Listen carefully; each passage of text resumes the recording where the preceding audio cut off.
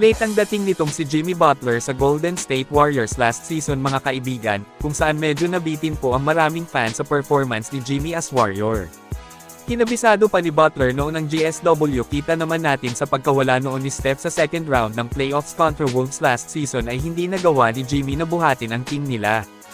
Alam nating lahat na veterano na si Butler pero syempre kailangan pa rin talaga nitong bumuo muna ng magandang chemistry sa bagong kupunang pinuntahan. Ngayong season sa full season ni Jimmy Bucket sa Warriors ay dito mas mararamdaman ng mga fans at ng buong team sa liga na nasa GSW na ang dating matinik na superstar ng Miami Heat.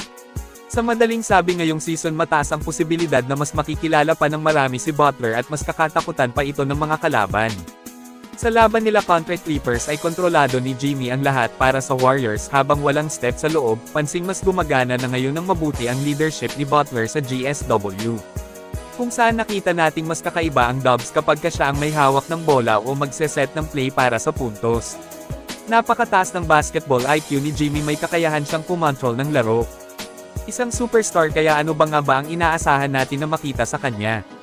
Pagkatapos ng game versus LA Clippers ay sinabi ni Jimmy dito sa interview na kumbaga siya na ang bahala sa team nila habang walang Steph sa loob. Parang sinasabi ni Butler dito na wala ng problema kahit walang Curry ay kaya niyang buhatin ang Dubs sa panalo.